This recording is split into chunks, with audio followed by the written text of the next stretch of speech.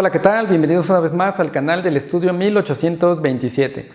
Mi nombre es Alex Rosas y el día de hoy tuve la oportunidad de entrevistar a un gran pianista, un gran músico que se dedica a un género que yo considero que en el ámbito musical es de los más importantes, y me refiero nada más y nada menos que al jazz.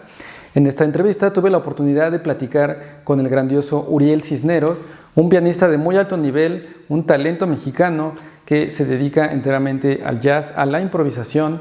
Y bueno, pues espero que esta entrevista les guste mucho, que sea sobre todo de utilidad para todos aquellos que tienen curiosidad acerca de este género tan particular que es el jazz. Y bueno, pues bienvenidos y comenzamos.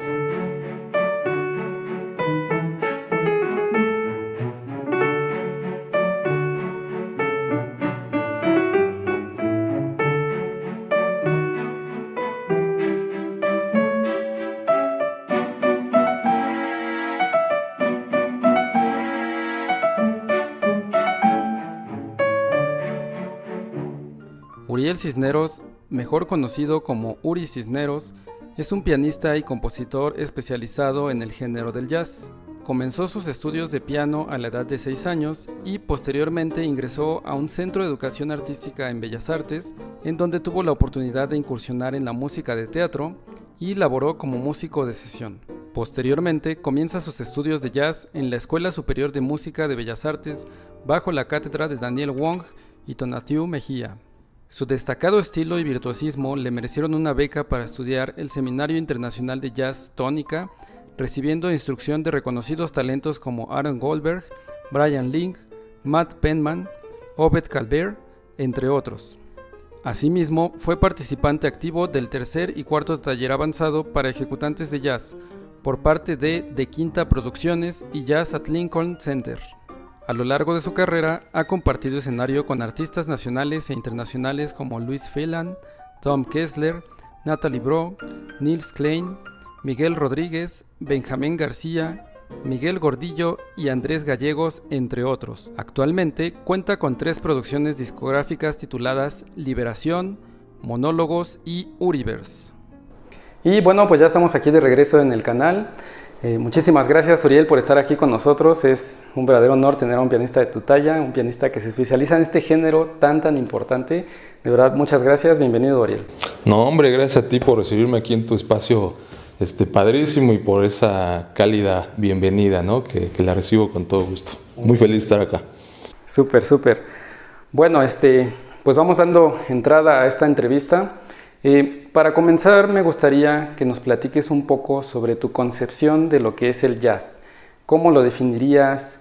¿Está basado simplemente en improvisación? ¿Cómo se caracteriza? ¿Qué es lo que caracteriza? ¿Qué es lo que hace que sea jazz?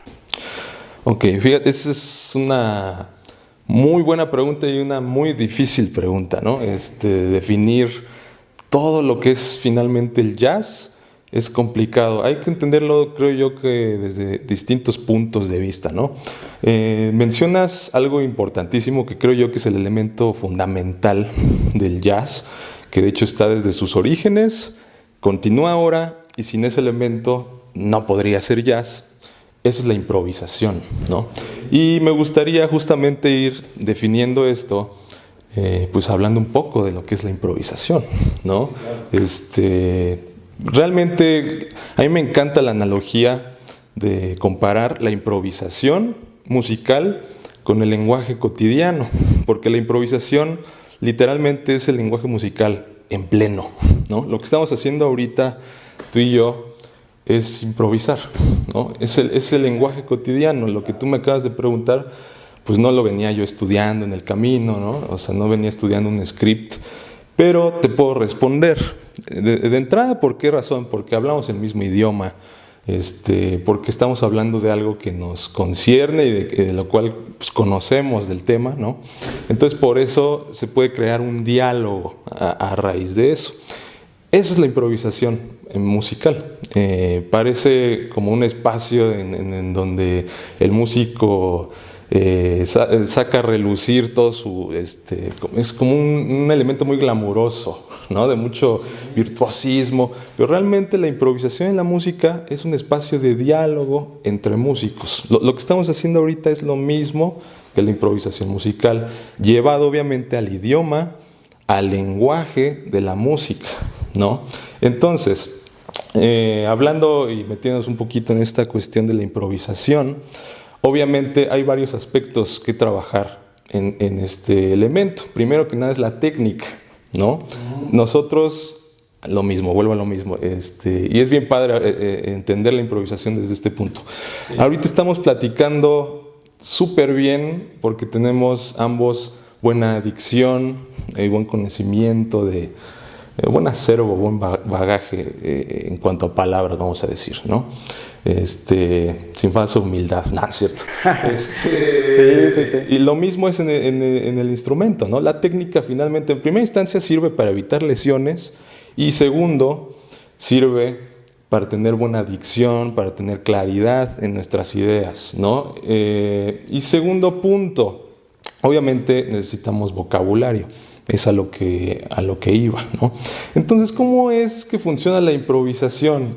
Un músico improvisador debe de conocer todos los elementos de la música, realmente. Un pianista de jazz debe de conocer de escalas, de arpegios, de acordes, de buena técnica, obviamente del desarrollo musical. Es decir, un músico de jazz no solo debe de estudiar Oscar Peterson, Duke Ellington, Chick Corea, debe de pasar por todo lo que hay antes de esto, o sea, Palestrina, Bach, todo lo que hay antes es bien importante para lo que te decía, ¿no? Para ir construyendo un lenguaje completo, ¿no? Y bien aterrizado. Entonces, bueno, todo este choro para definir este elemento fundamental que constituye el jazz. El jazz es diálogo, el jazz es una interacción todo el tiempo, ¿sí? Obviamente con la base de quizá cierto tema, cierto estilo, que como bien sabemos el jazz viene como música de baile, música de fiesta, sí. En primera instancia, ha tomado como una connotación intelectual, ¿no? Que vamos, sí, pero realmente el jazz, lo más importante es justo esto que te comento, un estilo musical en donde predomina el diálogo, la democracia, la conversación, el escuchar a los demás, ¿no? y responder los distintos estímulos que se van dando, lo que estamos haciendo tú y yo ahorita, ¿no? Eso, finalmente yo creo que eso es el jazz para mí, ¿no? No, súper bien, qué interesante concepto. Fíjate, la verdad es que yo no conozco tanto de jazz. Yo soy un pianista pues, formado en academia, un pianista de música clásica, pero, o sea, me llama mucho la atención esto que mencionas, porque sí, efectivamente, cuando escuchamos jazz, vemos a un pianista, pues sí, como si estuviera dialogando con otro instrumentista, ¿no? Un trompetista, saxofonista, no sé. Entonces sí, tiene mucho sentido, pero para mí, por ejemplo, que soy un músico formado en academia, en todo lo que es la música clásica, me mencionas esto y me congela un poco, ¿sabes? Es como, híjole, espérame. ¿Cómo voy yo a hacer esto? Porque, pues, supongo que sí lo sabes, para todos los músicos clásicos es muy difícil esta cuestión de la improvisación. Y bueno, conectando con esto, me gustaría hacer la siguiente pregunta, que creo que es bastante interesante, porque yo me lo he preguntado muchas veces. Como tú decías, desde Bach, desde música antes de Bach, se acostumbraba que todos los músicos improvisaran, ¿no? Exacto. Con los géneros como los preludios, inclusive en la música clásica con las cadencias de los grandes conciertos que eran pues improvisadas también. O sea, todos los grandes músicos lo hacían y no veo yo entonces en qué momento es que se perdió esa costumbre, porque ahora en todas las escuelas eso, o sea, para un pianista intérprete eso es imposible, ¿no? O sea, no podemos y nos congelamos. A ver, improvisa algo, pero ¿cómo? No se puede. Entonces mi pregunta es, ¿por qué crees tú que haya pasado esto, que se haya roto esta tradición de que el músico integral tenía que improvisar? Ok, buena pregunta que me pone a pensar, porque como bien lo comentas, la improvisación es un elemento inherente a la música. Como bien, yo he escuchado ya últimamente que muchos músicos dicen que la música realmente no es solo lenguaje, ¿no? Ese es un tema un poco polémico y que yo no coincido tanto, porque yo concibo la música como un lenguaje, literalmente, ¿no?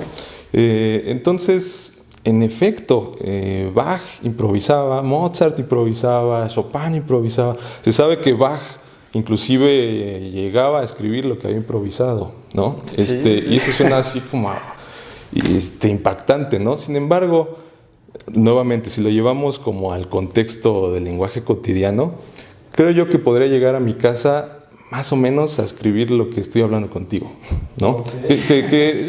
A lo mejor no literalmente, ¿no?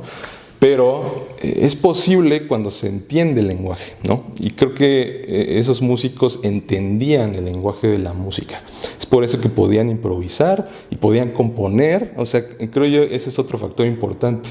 Muchos de los músicos de antaño y de los grandes maestros de la historia de la música, no nada más improvisaban, sino también componían.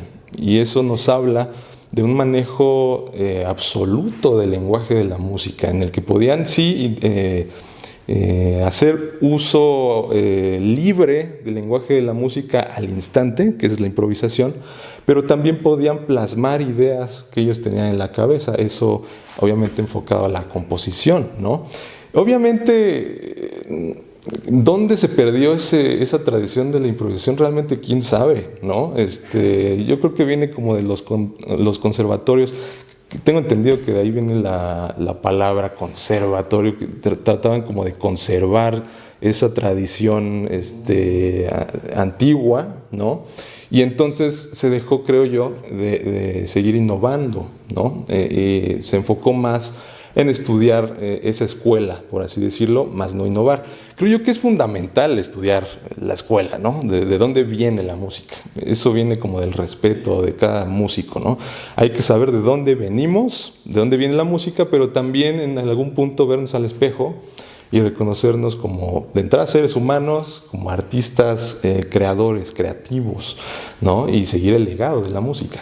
Creo yo que eso puede como estancar un poquito el lenguaje, ¿no? El que se parta de tajo esa tradición.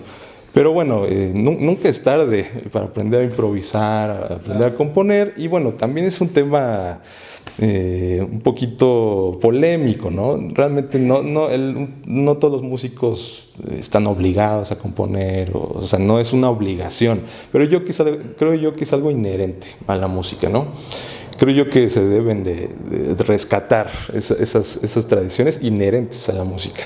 ¿En qué punto fue? No lo sé, pero sí deberíamos de rescatarlo, ¿no? Sí, estoy totalmente de acuerdo, sí. Yo, analizando un poquito esto que te pregunté, creo que en parte se debe también a que, pues tú sabes, ¿no? En el romanticismo se dio esta actividad de que surge el pianista como grande intérprete y como virtuoso, y tienes que tocar todo así, lo que compusieron, no sé, Chopin, Liszt, Debussy, así tal cual, y llevarlo a la perfección, y quizás en ese sentido se fue separando, ¿no? Y bueno, yo estoy de acuerdo contigo en que es muy importante saber improvisar. Para mí, si tú me lo pides a mí ahorita, insisto, yo te voy a decir, no puedo, ¿no? No tengo idea, y yo le tengo muchísimo respeto a los jazzistas, porque yo sé, como tú dices, hay que tener un dominio total de lo que es el lenguaje musical. Entonces, híjole, sí es para mí como que tienen un super cerebro los jazzistas, ¿no? Sí, es increíble. Y bueno, además de la habilidad técnica y todo esto. Pero conectando ahora con la siguiente pregunta, ¿tú considerarías que en las academias, en las escuelas, es esencial o es necesario que los pianistas llevaran dentro de su formación alguna materia de improvisación? Porque, insisto, en las escuelas yo lo sufrí y muchos lo hemos sufrido. Nos enseñan a seguir al pie de la letra de la partitura, y si llegas a modificar algo, híjole, eres un pecador, estás haciendo mal, está todo mal. Y cómo te atreves, ¿no? a modificar algo de la esencia de la música. Entonces, pero eso a la par hace que uno se vuelva como sumiso, como que uno está controlado y te quita expresividad, ¿no? Entonces, por eso va la pregunta. ¿Tú consideras que sería necesario introducir una materia de improvisación para la formación de un músico? ¿Crees que ayudaría? Totalmente, y no solo para la formación musical profesional, ¿no? Inclusive desde la formación inicial a los niños se debería de fomentar la improvisación, porque vuelvo a lo mismo, se tiene el concepto de que la improvisación es algo súper intelectual y súper complejo, ¿no? Y realmente no es tanto eso, ¿no? Es mucha inocencia y mucho conocer el lenguaje desde el principio, como cuando éramos bebés, ¿sí? ¿Cómo funciona eso? Lo que hacemos es imitar lo que escuchamos. Cuando somos bebés, imitamos a nuestros padres, ¿no? ¿Y cómo hablamos? Chistoso, no hay coherencia en lo que decimos, ¿no? Inclusive, ¿qué hacen nuestros padres? Nos premian esos balbuceos, y eso es lo que va motivando que vaya evolucionando un lenguaje, ¿no? Entonces, la improvisación nace de ahí, ¿no? Obviamente ahorita me dices, no, yo no puedo improvisar. Yo creo que sí puedes improvisar. Lo que pasa es que ahora también se tiene como esa concepción de que improvisar es lo que hace los que te decía hace rato, ¿no? El Chick Corea, Peterson, que es algo así súper depurado, pero bueno, no se puede esperar que un bebé hable como lo hacemos tú y yo, o bueno, como lo hacía Gabriel García Márquez o Saramago, ¿no? O sea, se necesitan muchos años de estudio para llegar a ese nivel, pero la improvisación viene desde un pequeño balbuceo, desde que uno es libre a la hora de tocar, y eso está conectado con lo que me decías, ¿no? Creo yo que cuando uno es tan estricto de que no le muevas nada, sí va matando cierta creatividad. También tiene obviamente mucho chiste, y yo también le tengo muchísimo respeto a los ejecutantes de música clásica, académica, porque es muy difícil llegar a ese nivel tan depurado y limpio de ejecución. O sea, eso no es cualquier cosa, ¿no? Sin embargo, pues bueno, no pasa nada. De hecho, Bill Evans, el gran pianista de jazz, se hizo jazzista el día que se equivocó en una nota al final y se dio cuenta del color que le había dado, ¿no? Y entonces se dio cuenta de que él podía aportar a la música y no quedarse en lo que habían hecho los grandes genios, ¿no? Entonces sí implica mucho en la libertad que uno debe tener como artista, finalmente. Ok, o sea, entendiendo, bueno, para entenderlo mejor, para sentarlo, porque yo soy de los que tenían, ahorita que mencionas, de los que tenían esta concepción como errónea de que el jazz es así, lo más difícil del mundo. Yo sí lo veo así, la verdad, sí, me parece increíble. Pero entonces, por todo lo que estamos hablando, podríamos decir que, pues lo que mencionas, el jazz es mucha libertad, no es más que nada algo natural.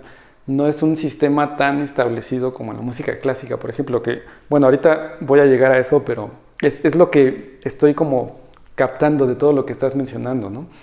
Es muy, muy interesante todo esto que me estás contando. Sí, bueno, te digo, yo no conozco tanto de jazz, pero creo que es muy importante todo lo que estás mencionando para que la gente también sepa de este mundo que es, digamos que un poco reducido actualmente. Y bueno, la siguiente pregunta es en cuanto a la estructura precisamente del jazz, en cuanto a sus formas. Yo sé muy poco, insisto, sé que hay escalas, sé que hay acordes, sé que siguen pues bases armónicas de la música, pero hablando de improvisación, ¿tiene ciertas limitaciones esta improvisación o no hay ninguna limitación, puedes improvisar lo que sea? ¿O cómo se rige el jazz? ¿Qué normas tiene? Ok, creo que la regla principal es la innovación y la exploración, ¿no? Obviamente, yo, pianista de jazz del 2020, si quiero tocar al estilo del jazz del bebop de los 40s o de la década del swing, me tengo que adaptar a esa década, a la forma en la que se improvisaba en ese punto. No puedo soltar a lo mejor frases beboperas si estoy tocando Dixieland, ¿no? Sin embargo, la mentalidad de los músicos de Dixieland era explorar, era innovar, básicamente, ¿no? Obviamente ha evolucionado la improvisación. Cuando nacen las primeras bandas de jazz, la improvisación era simultánea ¿no? Todos improvisaban al mismo tiempo, lo que se conoce como el estilo preclásico de Nueva Orleans.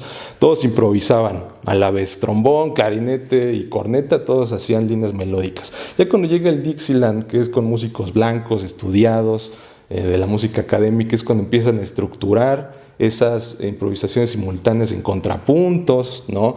Y es cuando nace la era del solista con Louis Armstrong y se le da un espacio de solo a cada instrumentista. Entonces, ¿a qué voy con todo esto? No hay límites finalmente, pero cuando uno quiere tocar a cierto estilo, entonces quizás sí hay límites, ¿no? O sea, si yo toco jazz tradicional, no puedo tocar cuartas.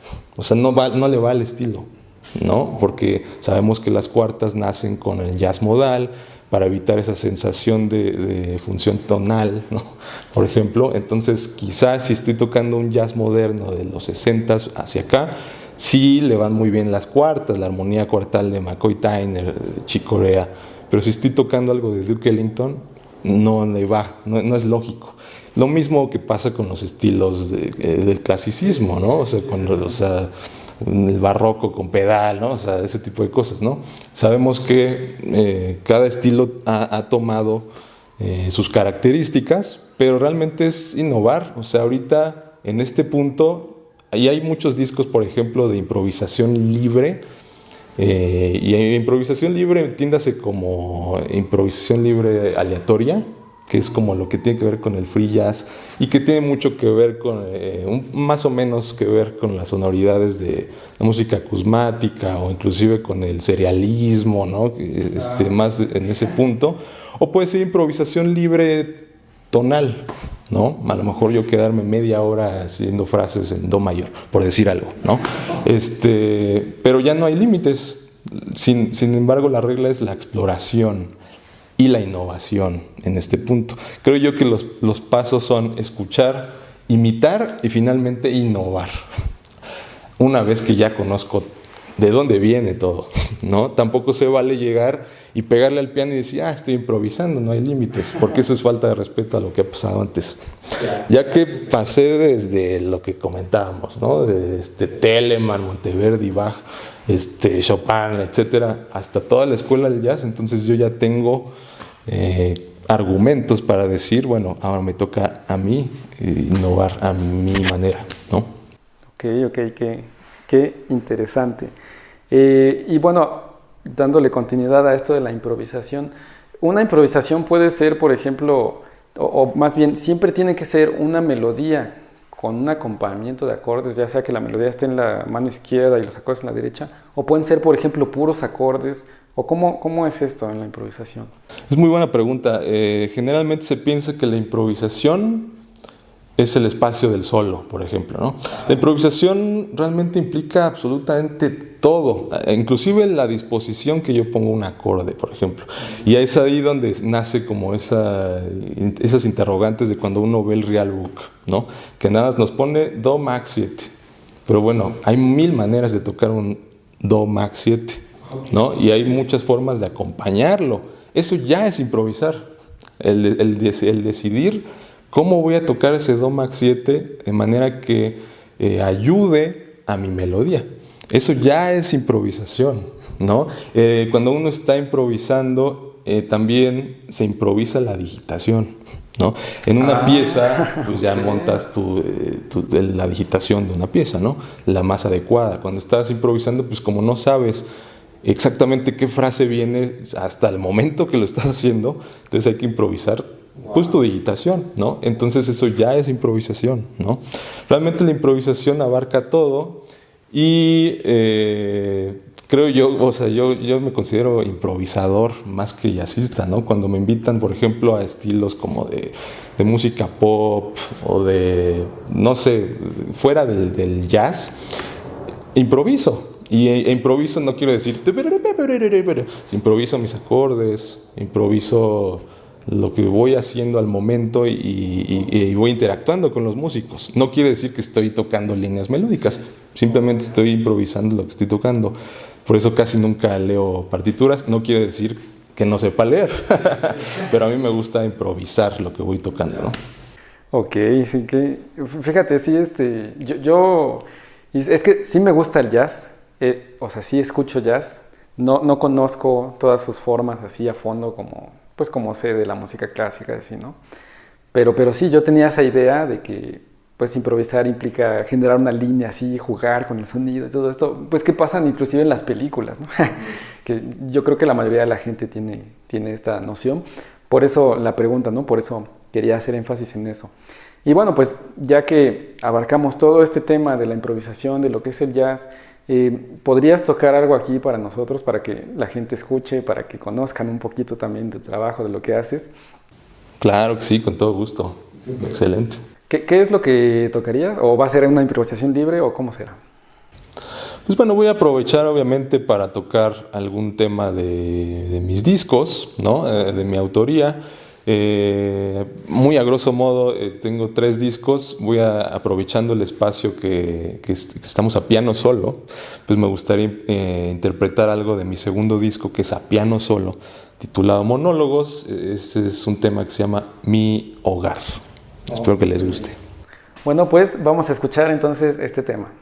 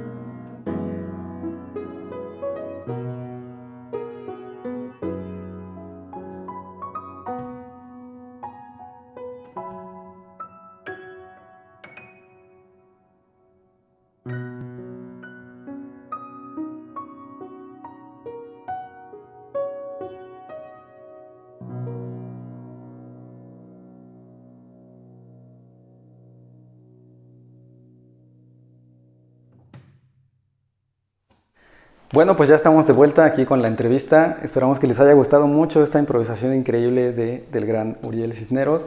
Aquí tengo 2 de sus discos, son Liberación y Uriverse, por si les interesa, bueno, lo pueden escuchar. Son muy buenos discos, escúchenlos. Y bueno, Uriel, ¿podrías comentarnos en dónde podrían escucharlos o cómo adquirir estos discos? Sí, claro, pues bueno, ahorita los pueden encontrar en todas las plataformas digitales, me pueden encontrar como Uri Cisneros en Spotify, Apple Music, Amazon Music, ahí pueden encontrar Liberación, mi primer disco, Monólogos, mi segundo disco a piano solo, que de hecho ahí está incluida esta pieza que acabo de tocar, y Uriverse, que es el nuevo disco que estoy estrenando este mismo año, nuevamente a trío. O bien lo pueden adquirir en físico, escríbanme a mis redes sociales, me pueden encontrar como Uri Cisneros Jazz en Facebook, Instagram, YouTube. Ahí contáctenme para conseguir los discos en físico si es que les interesa, ¿no? Súper, súper, muy, muy bien. Pues ya saben, si les interesa, busquen a Uriel Cisneros, excelente pianista, jazzista, de lo mejor que pueden escuchar. Y bueno, vamos a centrarnos ahora sí más un poco en ti, en tu historia, en cómo has ido evolucionando. Lo primero que te quería preguntar es, ¿cómo surgió en ti el interés por el jazz? Yo sé que tú comenzaste, como bien mencionabas, como un pianista formado en academia, un pianista clásico, pero ¿a qué se debe? ¿Cómo surgió este interés por el jazz? Ok, pues bueno, obviamente siempre lo primero que nos llama de la música en general, pues es el sonido, ¿no? Fuera de las notas, si fue una negra con punto o lo que sea, o si fue un do mag 9 sostenido 11 con quincena injusta, más que nada nos llama el sonido, ¿no? Entonces, ¿qué me llamó del jazz? El sonido. ¿Cómo descubro yo el jazz? Es una forma muy curiosa. A pesar de que mi padre es músico, yo descubro el jazz de una manera pues curiosa. Yo hacía mi tarea en el consultorio de mi tía, que es médico pediatra, y mientras hacía mi tarea escuchaba los discos que se tenían en la sala de espera. ¿Qué se tiene en la sala de espera? Música clásica, New Age, jazz. Y recuerdo que la primera vez que escuché jazz no me gustó del todo, pero sí me llamó mucho la atención. O sea, se me hizo algo así como muy interesante, algo a lo que pues sí quería llegar, ¿no?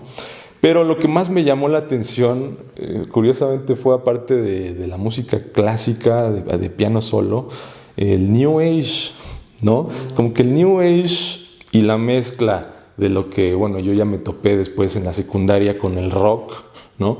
Esa mezcla finalmente desembocó en el jazz, ¿no? ¿Qué me llamó la atención en primera instancia? El sonido, las texturas armónicas únicas que se tienen en el jazz, ¿no? Porque realmente esas texturas tan extendidas, vamos a decirlo, y tan libres, ese diálogo que es lo que comentábamos, realmente es algo que no se percibe tanto en otros estilos, ¿no? Y es algo que obviamente me llamó mucho la atención. Y así como lo que tú me comentas, ¿no? Que parece como que es el punto máximo, ¿no? El Sí, punto alto sí. a lo que hay que aspirar. Ya después, cuando uno empieza a estudiar jazz, descubres que no es tanto eso, ¿no? Es que algo como que engloba realmente toda la música.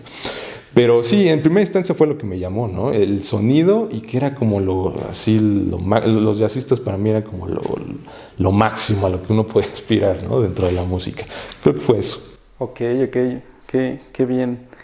Bueno, yo tengo curiosidad, pues tú iniciaste como pianista clásico, abarcaste supongo que pues todos los estilos, barroco, clásico, lo de siempre, ¿no? O sea, conociste en amplitud todo lo que es la música que se conoce como música clásica.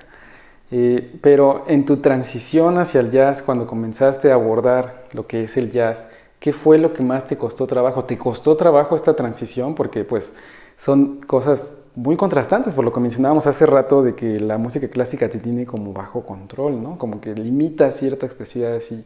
¿Te costó trabajo abordar este nuevo lenguaje? Sí, realmente es que toda la música es increíble porque toda tiene su chiste, ¿no? Hasta cuando me metí en la onda del pop también me costó trabajo, ¿no? Pero bueno, el jazz sí, por supuesto que sí me costó. ¿Qué me costó? Justo eso, aprender a ser libre en el instrumento, ¿no? O sea, de aprender a desprenderme de lo que estaba escrito y aprender a exponer mi propio discurso, mi propio lenguaje. Eso es difícil, ¿no? O sea, en efecto, la improvisación no tiene que ser algo complejo, ¿no? Pero su evolución, pues sí lleva muchos años, ¿no? Lo que te decía, ¿no? No es lo mismo los balbuceos de un bebé a cuando ya empieza a articular palabras en una conversación y aprende nuevas palabras. Eso es un proceso de muchos años, ¿no? Por lo menos que un niño empieza a hablar ya bien como a los 3, 4 años, ¿no? Vamos a decir.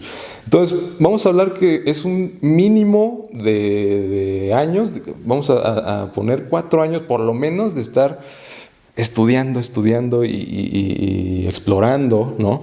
Eso quizá fue lo más difícil, ¿no? Aprender a liberarme de las convenciones teóricas un poquito y aprender a implementarlas en un lenguaje personal, ¿no? Obviamente uno armónicamente hablando y aprovechando de que mucha de tu audiencia son músicos, estamos acostumbrados a tocar triadas, por ejemplo. Sí. Ya cuando nos empezamos a encontrar con acordes de séptima, novena, oncena, trecena, extensiones, ¿no?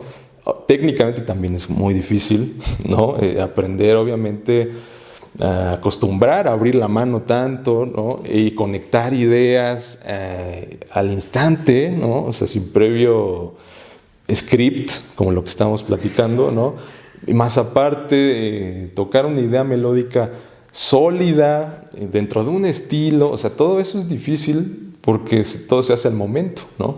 Creo yo que, entre comillas, lo difícil de tocar jazz es que son muchísimos elementos al instante. Claro. O sea, todo al momento. Tengo que estar dominando mi buena armonía, un buen comping, la improvisación, la subdivisión rítmica, ¿no? ¿Podrías compararlo, por ejemplo, con la lectura a primera vista? Que ahorita que dices eso, es algo así también. Exacto, ¿no?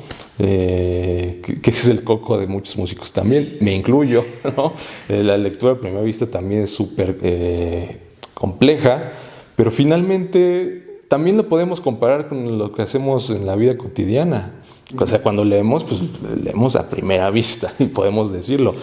No fue fácil. O sea, lo mismo, ¿cómo aprendimos a leer? Pues veíamos palabras, todo lo que nos encontramos lo leíamos, lo decimos en voz alta. Y el estarlo haciendo y haciendo y haciendo, pues se va haciendo un hábito. Claro. ¿Por qué es el coco de muchos músicos? Porque nos falta hacerlo. Sí, de verdad, ¿no? Sí, total. Pero es lo mismo, o sea, y es por eso que me encanta compararlo con lo que es, con la música como un lenguaje que se puede usar como diálogo de conversación y también se puede leer y se puede escribir, ¿no? Entonces sí, tiene totalmente que ver con eso que comentas. Sí fue difícil, por supuesto, pero es cosa de hacerlo y meterse. Y aparte, el hecho de que me gustaba mucho y me encanta el jazz, pues lo hizo más fácil, ¿no? Ya, sí. Hay que romper las ataduras que tenemos, ¿no? Sí, totalmente. Súper. Bueno, hace rato mencionabas que pues tú consideras que es necesario como adquirir el conocimiento pues de la música tradicional, todo esto, pero ya estrictamente hablando, para que un músico pueda ser, bueno, más bien para que una persona pueda llegar a ser jazzista a un nivel profesional, ¿crees que es necesario que recorra el camino de la música clásica, o sea, toda la formación? Por ejemplo, ¿tú a qué edad empezaste con el piano, con el estilo clásico, y a qué edad pasaste al jazz, por ejemplo, ¿no? Bueno, son como dos preguntas diferentes, pero van de la mano. O sea, ¿crees que sí es necesario que una persona abarque todos estos estilos y todo este conocimiento? ¿O crees que más bien lo limitaría? ¿Crees que podría llegar a ser jazzista sin pasar por todo eso? ¿Qué opinas tú? Buena pregunta. Pues bueno, yo empecé en el piano a los 6 años y hice mi transición al jazz hasta los 16, o sea, 10 años después de estudiar totalmente el lenguaje clásico. Sí. Me preguntas, ¿es necesario? Creo yo que es requisito, indispensable, fundamental. ¿No? No hay, lo que te comentaba hace rato, no hay que saltarnos pasos. Barry Harris decía que el jazz es la continuación de la música clásica, digamos que una de sus vertientes, ¿no? Porque tuvo como varias vertientes ya en el siglo XX, pero el jazz es una de esas vertientes, es la continuación de la música clásica. Entonces, ¿cómo empezar en el jazz sin haber partido del origen? No nada más del lenguaje, sino también en lo técnico, ¿no? Cómo abordar lo que te comentaba, estas texturas armónicas tan abiertas, si no tenemos un bagaje previo, ¿no? De cómo funcionaba ese lenguaje aplicado en los distintos estilos. Entonces, ahí sí no es cuestión, creo yo, de gustos, es de que así es, ¿no? O sea, para llegar al jazz es importantísimo. Ahora, sí es importante mencionar que eso es para una exigencia del jazz actual, ¿no? Porque, bueno, uno me puede preguntar, Thelonious Monk no tenía una formación realmente clásica, ¿no? O sea, de hecho no tenía mucha técnica. Bueno, era un músico de los 40s, era un afroamericano que vivía otra situación social de entrada, entonces obviamente implica ese tipo de cambios. Creo yo que un músico de jazz actual, del siglo XXI, del 2020, ¿no? Está obligado, ¿no? Es una de las exigencias, porque todos los jazzistas profesionales tienen una formación clásica. Es fundamental, ¿no? Ok. Fíjate, yo no pensé que fuera así. Yo pensé que sí uno podría llegar a ser profesional en jazz sin abordar pues todo lo de la música clásica. Y hasta me metes como, sí, empiezo a buscarle por ahí para aprender un poco más. Por eso que mencionas de que podría ser el paso siguiente, ¿no? Bueno, y hablando de esto, ¿en dónde se podría estudiar jazz a nivel profesional aquí en México?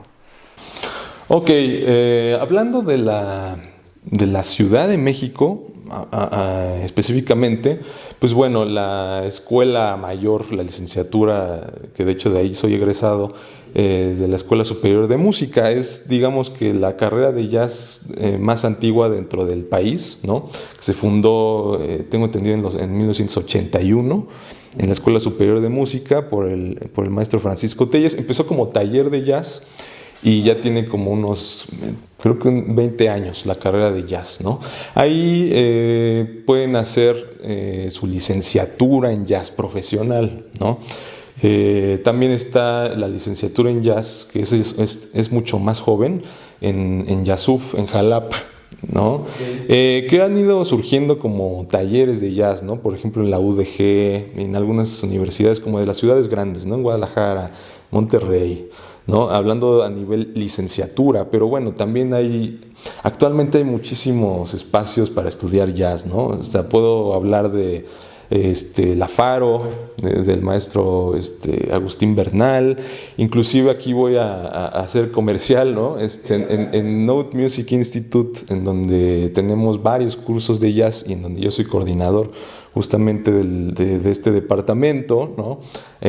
Cursos no tan convencionales dentro del jazz, por ejemplo, orquestación para Big Band, es un curso que estamos implementando apenas, no es muy común este tipo de cursos, ¿no? Un diplomado integral en jazz en donde también vamos a abordar cuestiones de producción, ¿no? Entonces también los invito a seguir las redes sociales a Note Music Institute, ahí pregunten por los cursos enfocados en jazz, en donde yo tengo la oportunidad de ser coordinador, ¿no? Pero bueno, hablando de las escuelas profesionales, yo podría destacar estas, ¿no? La licenciatura en jazz de la Escuela Superior de Música y la licenciatura en jazz de Yasuf en Jalapa, y la de la UNICACH en Chiapas. Ahí ya están como tal las licenciaturas en jazz en todos los instrumentos. Y bueno, como se sabe, un licenciado en jazz pues espera que no solo sepa ejecutar, sino también componer, hacer arreglos, orquestar dentro del jazz. Entonces, bueno, es una carrera como integral, ¿no? Todas estas licenciaturas. Ok, súper. Pues ya saben, si quieren estudiar jazz, pues ya saben. Inclusive pueden contactar también a Oriel Cisneros. Bueno, ya para ir acercándonos hacia el final, quería preguntarte, actualmente con toda la situación de la pandemia y así, o sea, digamos que mezclándolo, ¿cómo es la situación para los jazzistas? ¿Es difícil? No sé, ¿se dedicaban a tocar, por ejemplo, no sé, en clubs o así? Digo, tomando referencias de lo que yo conozco, ¿no? Y así. ¿Cómo ha sido para ustedes? ¿Les ha afectado? ¿Sí, no? ¿Es igual que para todos los músicos clásicos? ¿O cómo ha sido? ¿Cómo es la situación actual de jazz aquí en México? Pues bueno, obviamente creo que pues sí ha afectado a absolutamente todos los campos, ¿no? Del arte, de las ciencias, de absolutamente todo, ¿no? Enfocado a la música, pues bueno, de hecho el arte ha sido como el campo más afectado, tristemente, ¿no? Obviamente el jazz no es la excepción. Se abrieron intermitentemente ciertos clubes de jazz, pero bueno, ya ves que otra vez vamos a lo mismo. Entonces, bueno, nos hemos tenido que adaptar y ha sido complicado porque un estilo que se rige por la improvisación no es nada factible hacerlo a distancia, ¿no? O sea, ¿cómo interactuar y dialogar con un músico en tiempo real o sea, es imposible obviamente por el retraso de la señal, etcétera. Y aunque se graben por separado, pues nunca va a haber un diálogo como tal, ¿no? Entonces, claro que ha afectado muchísimo, ¿no? A todos. Yo en particular, pues, dentro de mi servicio social, había programado el festival de la Escuela Superior de Música, ¿no? Y un montón de ensambles y de escena, que todo se fue para abajo, ¿no? Entonces, de hecho, muchos músicos pues han tenido que recurrir a otras cosas, ¿no? A vender comida, cosas así, ¿no? Pero creo que la enseñanza es adaptarse, el saber resolver. Y aprovecho, antes de que se me olvide, de agradecer la invitación y felicitarte por el espacio, porque muchas cosas que he visto es que muchos músicos se atreven a estar generando contenido de internet, estar como que llevando información a la gente que tenemos que estar confinados, ¿no? Entonces es una gran labor que de verdad valoro y felicito. Gracias. Y pues bueno, es eso, adaptarse como músico y como artista creativo. El músico es un artista, ¿no? Entonces hay que mantenernos creativos para sobrevivir. Eso creo que es la enseñanza final, ¿no? Sí, exactamente. Sí, ha sido un camino difícil para todos los que nos dedicamos al arte. Como dices, hemos tenido que adaptarnos y no hay de otra, ¿no? Bueno, ya para finalizar, como última pregunta, o más bien no es pregunta, sino me gustaría que nos platiques un poquito, pues, de tus proyectos, si puedes hablarnos más a fondo de los discos que mencionabas hace un ratito, o si tienes proyectos futuros que quieras compartir también con la gente, pues adelante, está el espacio para ti. Ok, muchas gracias. Pues bueno, como bien ya lo mencioné, en este punto ya tengo 3 discos grabados, ¿no? Tengo Liberación grabado en el 2017. Ese disco fue como un eco a las vivencias del sismo de septiembre del 2017, ¿no? En mi caso, pues bueno, lo viví, bueno, realmente casi todos, ¿no? Pero en mi caso lo viví un poco fuerte, entonces ahí como que vacié todas esas experiencias en mi música, es toda música de mi autoría, y fue mi disco debut con el que me di a conocer en la escena del jazz, con los clubes, bares, ¿cómo se llama? Grandes recintos importantes del jazz nacional, no nada más de la Ciudad de México, sino de toda la República, y afortunadamente pues tuvo muy buena aceptación, ¿no? Afortunadamente pues no me esperaba que tuviera tan buena aceptación, lo cual obviamente me motivó a lanzar más discos, mi segundo disco, Monólogos, a piano solo, que grabar a piano solo es muy difícil. Sea el estilo que sea, es muy complicado, ¿no? Y bueno, quise como aventurarme pues a ese reto de grabar a piano solo, de grabar jazz a piano solo, una improvisación que literalmente es un monólogo, ¿no? En donde uno expone filosóficamente sus ideas que trae mentalmente, se contesta, se responde, y es por eso que le puse monólogos. Este tema, pues ahí se duplicaron, en Liberación son 6 temas, en monólogos son 12, en donde hay una combinación entre improvisaciones libres, composiciones mías, estándares de los grandes compositores de toda la historia del jazz. Entonces es un disco muy experimental, a diferencia de Liberación, que es un estilo muy tradicional. Monólogos es totalmente experimental, ¿no? En cuanto a texturas sonoras, no nada más grabé en el piano acústico de los Estudios Noviembre, que es un gran piano Yamaha, sino también hay improvisaciones libres en piano eléctrico, en una especie de Rhodes, ¿no? Entonces es un disco muy experimental también en cuanto a sonoridades, texturas, muchísimo menos comercial, se puede decir, que Liberación, ¿no? Y bueno, finalmente lanzo mi tercer disco a principios de este año, que es como la mezcla de todo lo anterior. Es una mezcla entre Liberación, que es un disco grabado a trío, con esas texturas tradicionales, pero también con la combinación como experimental de Monólogos. Y es bien curioso, la música de Uriverse se me apareció en un sueño. Es la primera vez que sueño con música. Obviamente no es tan fácil como uno lo cree, ¿no? No es como que me desperté y escribí todo el disco.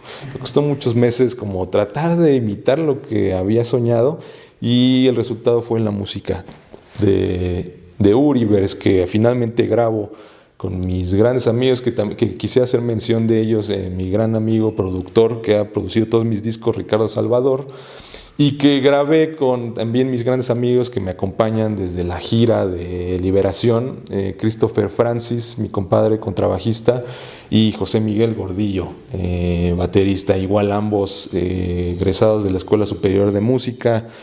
Christopher Francis, incluso compañero de generación mío. Entonces, bueno, se dio casi de forma telepática el desarrollo de ese disco, ¿no? Ya nos conocíamos, ensayamos el día antes de la grabación, grabamos, se acabó. Entonces, eso es algo que también me gusta de este tipo de estilo y de formato, ¿no? Que todo es capturar el momento, el instante. Aunque haya errores, aunque haya trabas, lo que sea, obviamente si es un error garrafal, pues sí tratamos sí. De pulirlo, ¿no? Pero bueno, es capturar mucho la inocencia del momento, de lo que está pasando en ese instante, y que finalmente son momentos irrepetibles, ¿no? O sea, lo que improvisamos cada noche o cada disco no se va a volver a repetir jamás, ¿no?